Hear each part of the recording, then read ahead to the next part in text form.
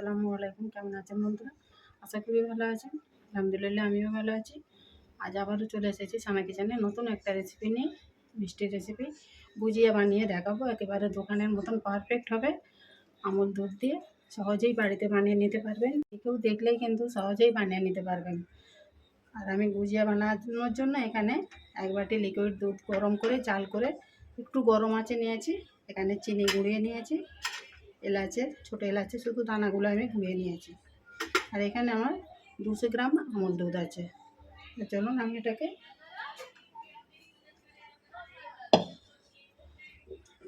আগে এই লিকুইড দুধটা দিয়ে দেব।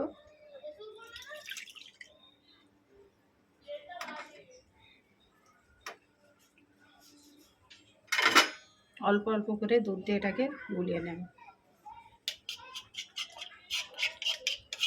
গরম আছে, হালকা গরম আছে কিন্তু দুধটা, নাহলে কিন্তু দুধটা গুলবে না।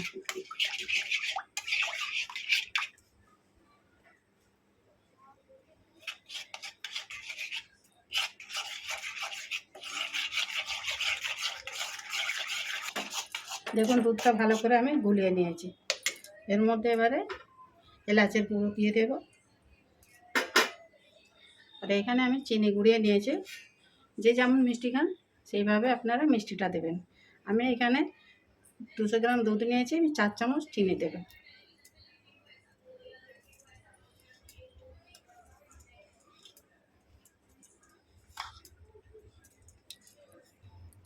এক চামচ ঘি দিয়ে দেব।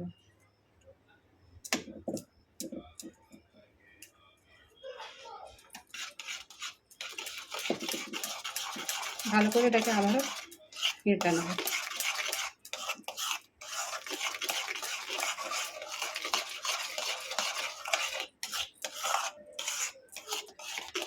এবারে চলুন গ্যাসটা জ্বালিয়ে দেব।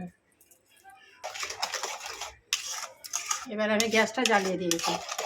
মিডিয়াম টু লোয়েতে একেবারে গ্যাস আছে। আর এটা অনবরত একভাবে কিন্তু নাড়তে হবে, নাহলে দলা পাকিয়ে যাবে।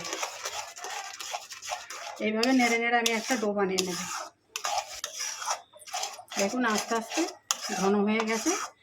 এইভাবে আমি নাড়তে নাড়তে ডোটা বানিয়ে নেব। বন্ধুরা ভিডিওটা পুরো দেখার অনুরোধ রইল, স্কিপ না করেই দেখবেন, তাহলে পুরোপুরি বুঝতে পারবেন আমি গুজিয়াটা কীভাবে বানালাম।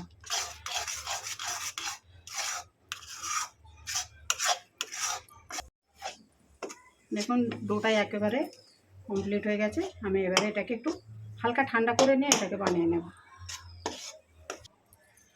দেখুন এটা কিন্তু এখন একটু গরম আছে।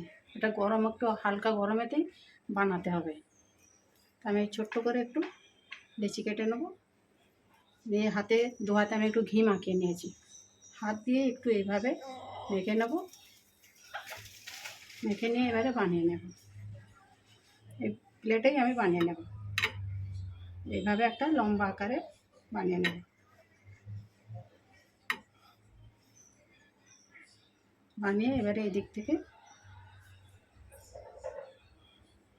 এইভাবে মাথাটা চেপে দেব।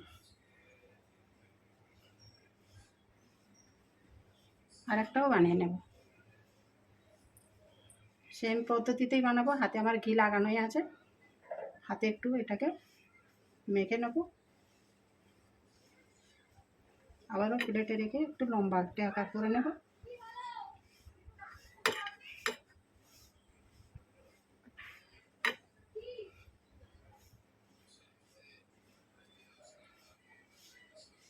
মাথা দুটো এইভাবে চেপে দেব। এইভাবে আমি সবগুলো করে ফিরে আসছি।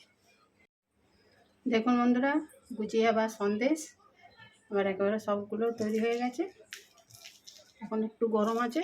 এটা কিন্তু ঠান্ডা হলে এটা সুন্দর তার পজিশন চলে আসবে। এখন আমি ঠিক ভেঙে দেখাতে পারছি না আপনাদেরকে, গরম আছে। 1 ঘন্টা এটা রেস্টে রাখলে তবে এটা ঠিক হয়ে যাবে।